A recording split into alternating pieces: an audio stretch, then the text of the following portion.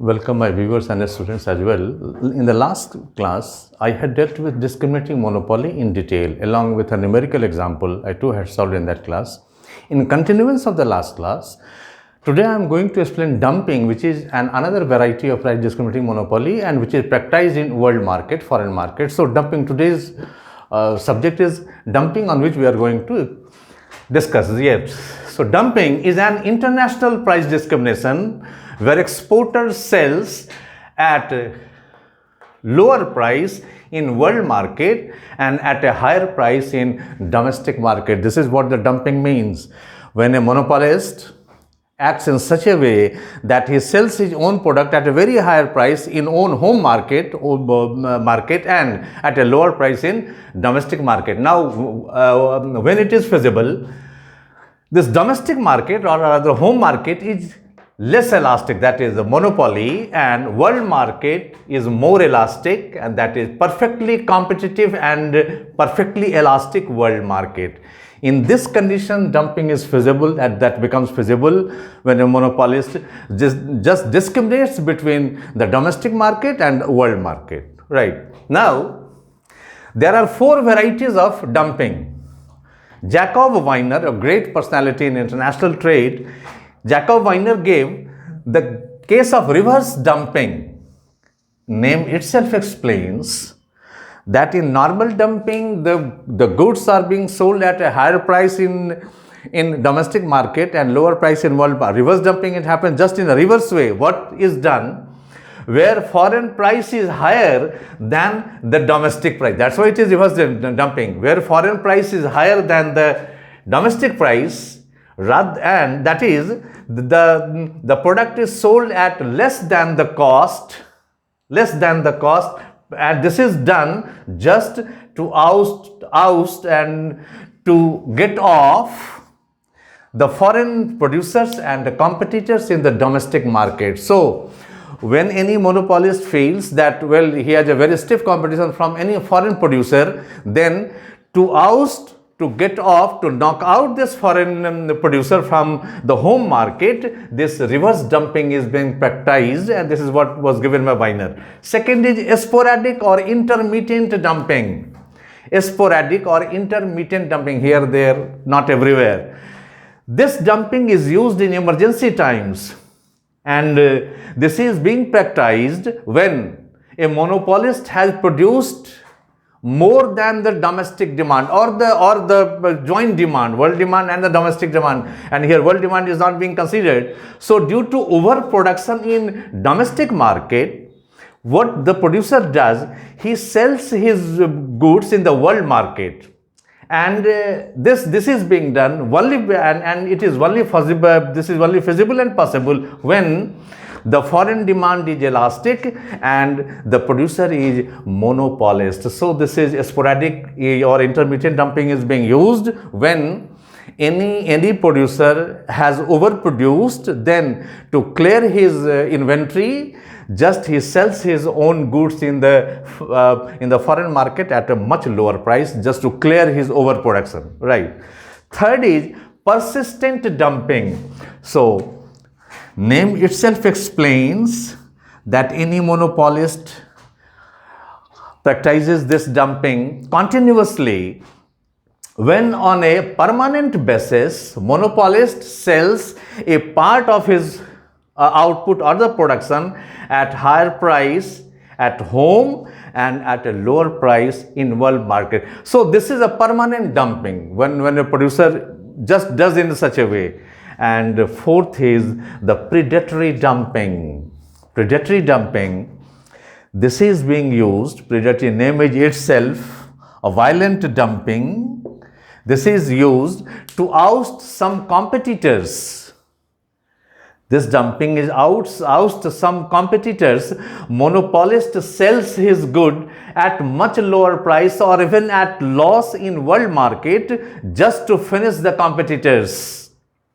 Very clear. This predatory dumping is being used to oust the very foreign producers in the foreign market when all the competitors have left the market, then again when they have lost, monopolist again raises his price in world market. So this is what this four kind of dumping is being in vogue or in being used.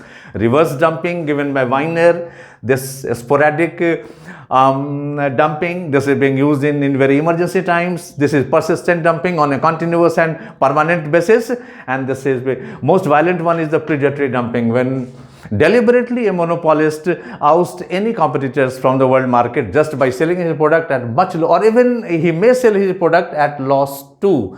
So this is what the theoretical part of dumping. Now I am going to explain the price determination under dumping just. So this diagram explains the very price determination under dumping. Now come on the diagram. In this diagram, in the domestic market or in the home market, H stands for home and world is for world market. In home market, monopolist has, this is average revenue function, this is a marginal revenue function.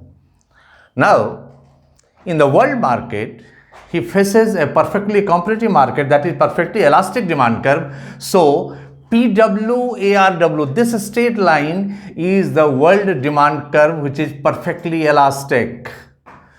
Now the marginal cost curve is CMC. This is the marginal cost curve which happens to be the supply curve under perfectly competitive market.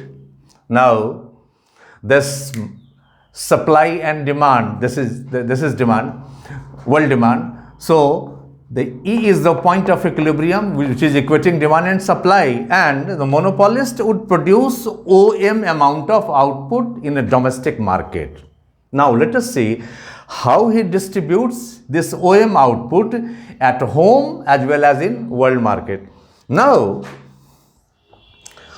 for this he has to equate marginal revenue of home equal to marginal revenue of world market, and that must be equal to marginal cost. So now in this diagram, AKARW,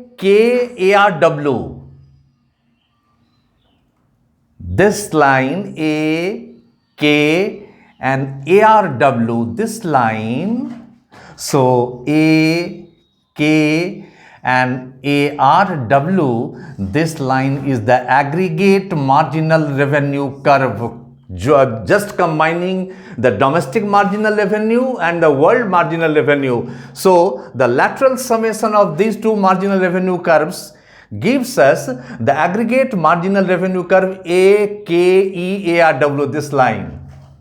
Now this OM amount of output has to be distributed in home market as well as in the world market. So for this he will be following this rule: the marginal revenue of home market must be equal to the marginal revenue of world market, which must be equal to, finally equal to marginal cost. Now see, this condition is fulfilled at point K. RK is the MRH, ME is the MRW, and ME as well is the marginal cost. So domestic equilibrium happens at point K. So corresponding to point K, OR would be sold in the domestic market at a higher price. Now the price, so corresponding to this point K, we reach at the average revenue curve of the home. So this B, now this RB or OPH is the home price, monopoly price, much higher price, and OR would be sold domestically. Now the left amount RM would be sold in the world market at a lower price. So this would be sold in the world market, this one be sold in the domestic market. Now in this case, since a perfectly competitive market is getting converted to a monopolist market, so obviously there would be some amount of deadweight loss. Now while in perfectly competitive market, this one, the entire consumer surplus was AEPW. AEPW was the consumer surplus at the competitive price OPW. Now when the monopoly has become, price has increased from this RK to RB. As a result, what has happened? This entire CS consumer surplus has been reduced to this amount. This consumer surplus is going to the consumer, this part is going to the monopolist, and this triangular area, this stands for deadweight loss in case of dumping, right? Now, so possibly 2-3 videos back, I have made a separate video for deadweight loss too, in a very detail. Again, I am repeating that whenever a perfectly competitive market gets converted into a monopoly market, deadweight loss emerges, and once again this deadweight loss is visible quite clearly over here. So this is a deadweight loss, and now the what amount of profit would get just would be accrued to the monopolist. So the final and the total profit to the monopolist would be CEKA. This amount goes to the monopolist. Yes, this amount goes to the monopolist. So CEKA, this is the total profit going to the monopolist. And this is how, this is the domestic price, this is the world price, this would be exported at a lower price, and this OR amount would be sold at the domestic price. So this is what the dumping in detail I have explained. And one numerical example regarding discriminating monopoly I'm going to solve in this class, which could be asked in NET or GATE or at various examinations. So just it's a sum of 1 minute. So this is a smaller sum to be asked in GATE, NET, all these examinations. Sum says that a discriminating monopolist has elasticity -2 in one market, that is E1 in one market, and elasticity, that is E2, -1.5 in another market or the second market. Now it has been asked to find the ratio of prices in two markets. So I have made the videos on discriminating monopoly in a very detail, in a greater detail.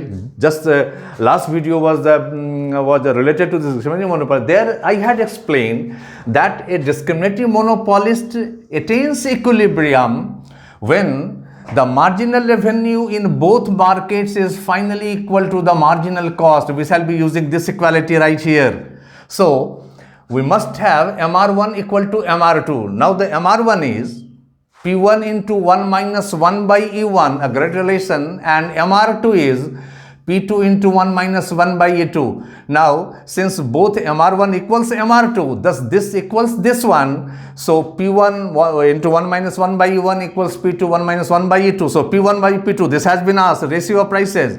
So this is 1 minus 1 upon E2 divided by 1 upon 1 minus 1 by E1. Now, E2 value is given as 1.5. So this is 1 minus 1 upon 1.5 divided by 1 minus half.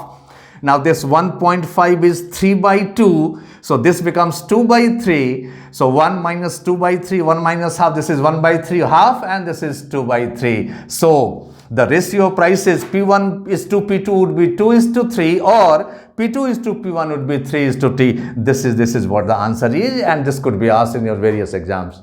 So I have explained this discriminating monopoly and dumping in quite detail in this class as well as in the previous class.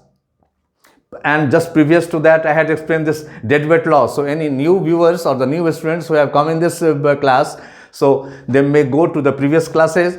Everything is there, everything I have explained in detail, and for that you could have the link from my description. There you will get everything, and above, on the top of everything, if you have any problem regarding these things, you must ask me in comment, and I will be very much available to all the students. So wishing you good luck, and this is for all today. We shall meet in next class. Thanks.